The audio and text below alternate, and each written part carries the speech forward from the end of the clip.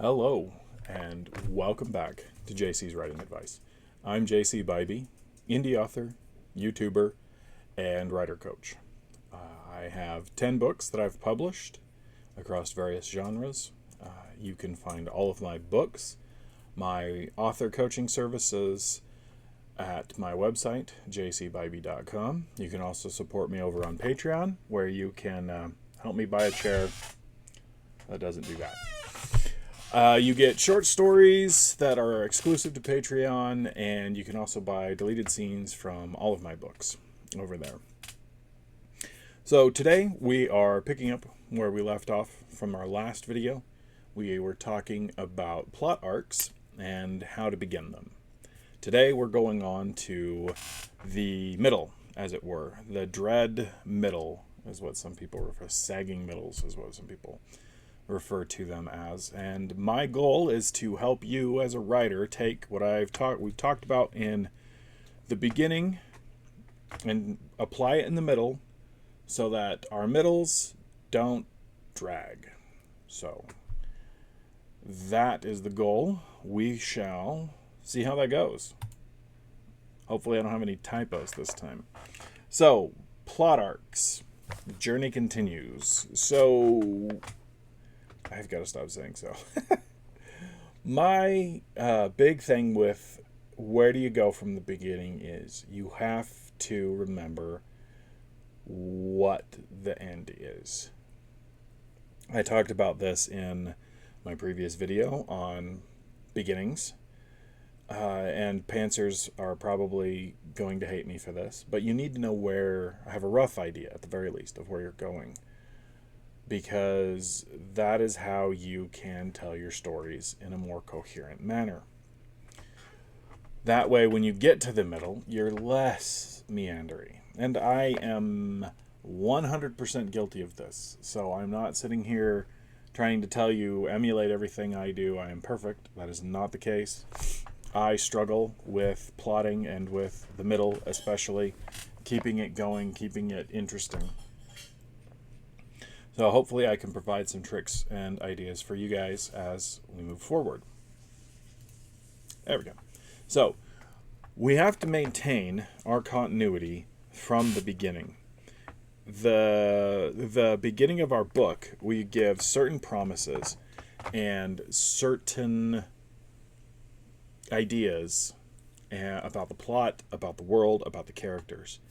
And we want to maintain those, even if your ideas even if you're planning on spinning some of those things or turning them on their head. Up to this point, as we go from the beginning to the middle, you have to maintain that initial continuity so your readers are buying in and so they don't feel betrayed when you do decide to make those flips, to make those subversions. And subversion for subversion's sake sucks.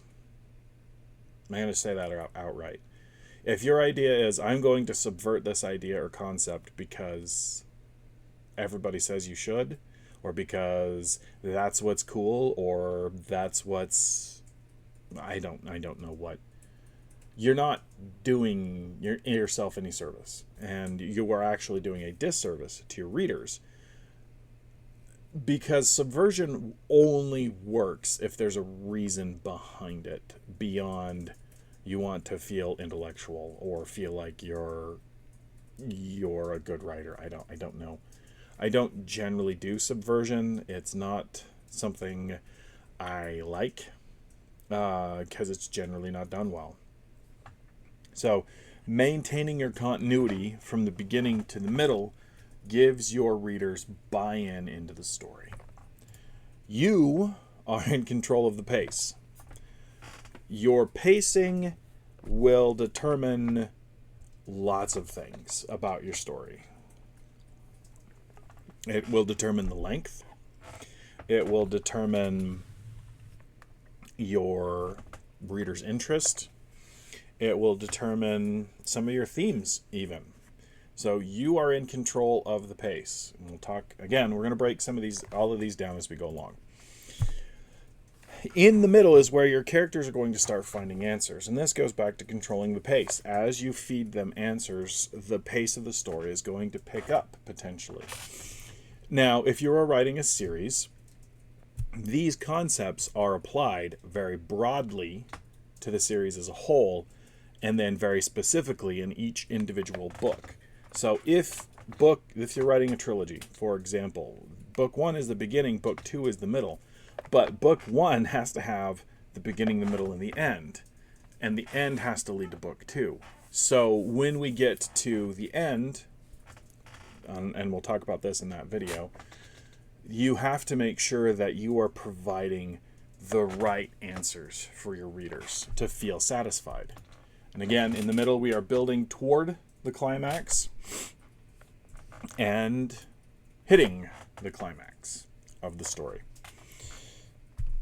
Now, maintaining continuity. You have promised your readers certain things in the beginning of this book. What those things are, entirely up to you. I am a mystery thriller writer, or police procedural, as Gray Alder has dubbed it from my other podcast, or from the podcast I'm in, third person POV. And that involves some kind of crime. At the beginning of the book, there's almost always a crime of some type. And that's the promise that I'm giving. The promise is there will be answers to what happened. So you keep your promises when you start from the beginning to the middle. Now that doesn't mean you have to. I'm not saying you satisfy every single answer immediately. That wouldn't be a book. That would be a summary. Another thing you do as you're moving forward is you build more on your world, more on your setting. One of the things that you have to remember is as your characters move from home to broader world, as the mystery, the story, the plot, the prophecy, whatever, drives them forward, they're going to encounter more aspects of the world. In fantasy, the hero's journey kind of idea, you often have, and it's a big time trope, that they start in an isolated area and they're sort of ignorant of the world. And then they move into the broader world and start learning more about the world. And then if it's a longer series, they'll learn that what they initially learned about the world maybe wasn't 100% true. And now they're learning more about the world. So when you're moving into the middle, it gives you an opportunity to provide world building and keep your readers engaged with the world that you've created. Whether that is our world or a fantasy world. Or I should say fictional world, because, again, fiction covers more than fantasy. So it also gives you a chance to tell us more about the characters. We get to know them better. We get to know maybe more of their flaws and their ideals and their motivations. Maybe they start learning that what drives them is something different than what they initially thought. You know, you look at the trio of heroes from The Wheel of Time, Rand, Mat, and Perrin, their motivations and their desires change as they get further and further into the first book, further and further away from home. What motivates them changes, in subtle ways for some and drastic ways in others. So this is a chance for you to tell us more about who we're following around. And it can also be a chance to tell us more about the villain. You know, if you want to add in villain scenes or behind the scenes or whatever, this is where you can throw those pieces in without cutting into the action too much. We also get more of the plot as we go forward. And it seems obvious, but you'd be surprised at how many times people are working on a book and then you can tell that they lost the plot a little bit as they were working and they had to be reined in and pulled back in and realigned. And if you keep your end game in mind, your end goal in mind as you're moving forward, then you can stay, like I said, you maintain continuity, you maintain the story. And then, last but not least, you get a chance to up the stakes. Whatever that means, you get a chance to take it from, let's say, single supposed murder mystery to this is actually a serial killer. Take it to this is, we just need to return, take this ring here. Well, the ring is actually really terrible and needs to go somewhere else. We up the stakes in the middle. And that helps us with our next idea of controlling the pace. As we up the stakes, we get to decide what happens. You are in control of the pace of your story. I'm going to say, though, if you hit spots where too much plot, irrelevant or less relevant stuff happens, people are going to get bored. Interest flags.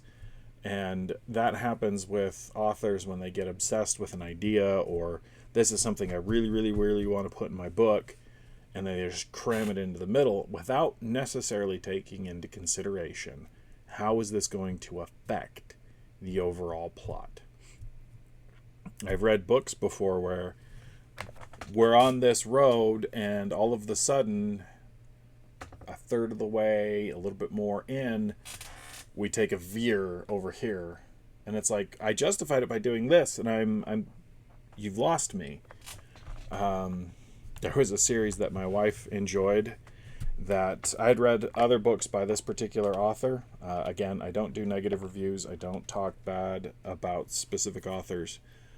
I'd enjoyed some of their other books, and I tried this series, and it just bounced right off of me. Because partway through the book, it was like they went on a side quest, and it felt like they went on a side quest that was irrelevant, though she tried to keep it relevant and keep it plot relevant. It didn't feel like it. It felt like, I think this culture is really, really cool, and so I'm going to tell you all about it by making it seem like it's important to the plot. And it just ruined the book for me, and I couldn't finish it. It takes a lot for me to put a book down and not finish it. That's something that if the pacing is off, if I lose interest very quickly, then yeah, I'm not going to waste my time with it. So your characters and readers need a break to take the other side of that. One of the things that we're working with in our writers group, the third person POV with Gray Alder, is the beginning of his book. His main character goes through a lot, and it feels like it's almost too much, like he doesn't get a chance to breathe. So we're working through how do we control that pacing a little bit better. Softer, slower moments control the flow of the plot, control the flow of the story, and they give you a chance for your readers to go, okay, not everything's running at 1,000 miles an hour. For an example, and again, back to the Eye of the World. The people, our main characters are basically running for their lives out of their isolated little village and into the broader world. They get to the next biggest town over. And again, these are people that grew up in a tiny village. And to them, it's this big city. And there's moments of levity. In fact, you get a scene where they spend a night just enjoying time at the inn and dancing. And you get this moment to breathe, but there's this overarching narrative that runs through that keeps the tension there without it feeling like you're going to snap or they're going to snap. So remember, your characters need a break, and these slower moments, you can use them to build other aspects of the plot, other aspects of the story that keep the reader interested while not exhausting them. And you continue to provide answers. Whether those are the correct answers or not, we'll talk about. Because finding answers is what happens as the middle continues on. Getting answers is what will keep your reader going. And when I say answers, that can mean any number of things. It can be answers about the plot. It could be answers about characters. It could be answers about the world.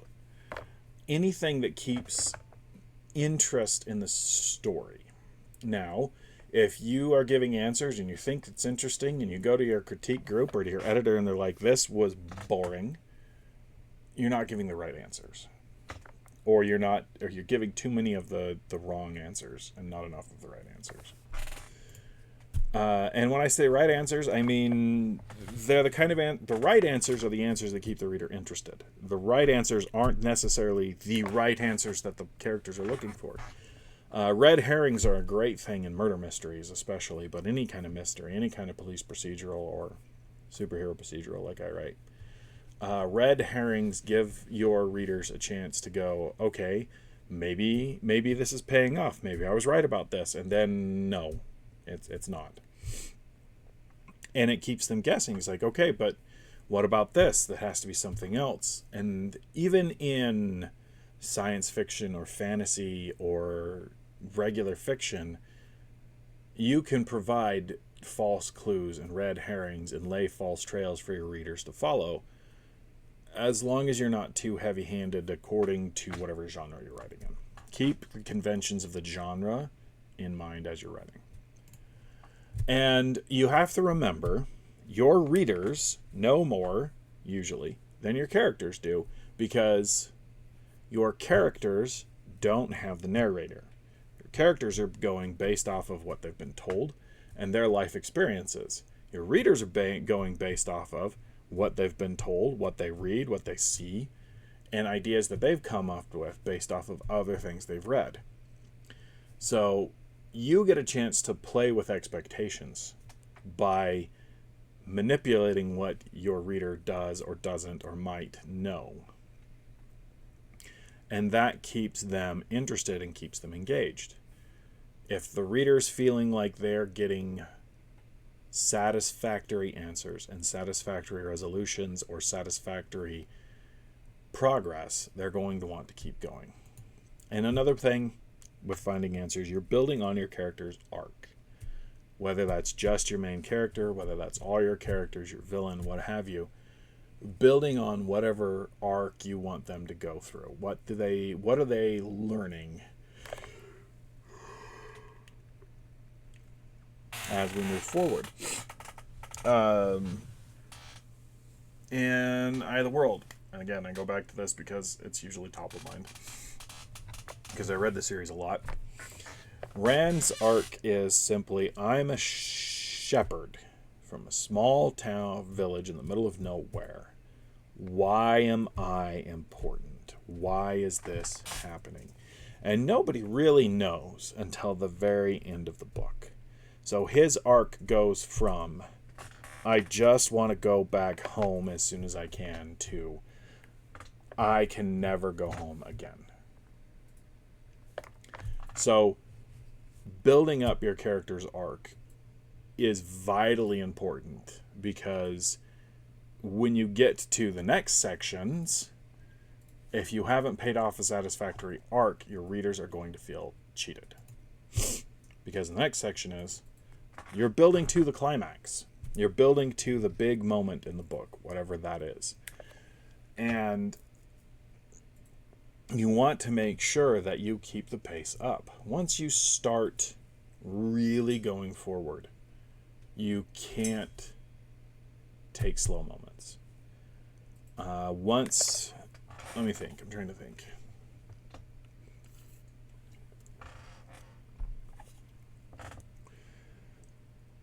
Now, once Frodo and Sam are actually in Mordor, once they're past Shelob and moving forward, they don't really stop. They keep going, and it's a trudge, and there are struggles, but they're going forward, and the momentum of the story keeps going forward. In Harry Potter and the Sorcerer's Stone, Philosopher's Stone for those of you in the UK or otherwhere, once they make the decision to go after Snape, the pace doesn't slow down. It's a quick, and it runs to the end. Now this is, again, you keep your audience in mind, keep your genre in mind, but keep it moving. And keep your reader guessing. Don't give them all the answers. But also remember what your promises are. Because again, we are building on continuity. We are maintaining our continuity all the way up until we hit the climax. And this is where you can start giving real answers. Like we said, throughout the book, throughout the Eye of the World, the question is, why are Rand, Mat, and Perrin important? What makes them important? What makes them important? What makes them important? And then at the end, we get at least one of the answers. We understand why Rand is important. But you can also subvert some of your intentions, some of your expectations, as long as it's done well. And I don't know how to do that because I don't like doing that. So if you want to understand how to do good subversions, you can probably find other videos on it. But this is a good place to hit your readers with subversions. And betrayals. It's another fun one. Not one I'm good at, not one I've used before. I need to. I think it's a useful tool to tell stories. Go back to Aragon. Lots of people don't like that series. It's fine. Lots of people love it. But there is a betrayal in it. And that betrayal hits hard when it hits. So all of that said, this has to feel satisfying, because when we get to this moment, we are now, once this is resolved, and we'll talk about that, once we've resolved our climax, we're into the end. And we can't leave our readers going, man, that didn't feel like a satisfactory conclusion. Because of this, because the subversion went wrong, because the betrayal felt unearned, because the victory felt unearned. And we'll talk more about your heroes earning their victory in the next video. So hopefully, as we go forward and continue on to the next video, that I've given you some answers, that I've helped you out with building the middle of your book in such a way that it doesn't drag down. You have to remember that you are continuing to provide answers to the questions you've asked in the beginning. And when you answer those questions in a satisfactory way, the pacing of the story doesn't feel slow. It gives people what they want. You have to give your readers what they want. Even if you plan on turning that on its head, in the moment it feels satisfactory. And then you get to, the climax where things really hit the fan and things really can go wrong. And it'll help with the pace, it'll help with the interest, it'll help make sure that, you don't sag. It's like building a bridge. You have to have support braces in there to make sure that the bridge doesn't sag. But with all of that, I thank you for listening. Thanks for stopping by. If you found what I talked about today to be useful or interesting, please feel free to give it a like, comment if you want to know more, or have a question, or have something you'd like me to talk about in another video. Feel free to leave it in a comment below. Also, don't forget, you can support me on Patreon so I can have a better chair. And above all, thanks for stopping by, and I will see you in the next one.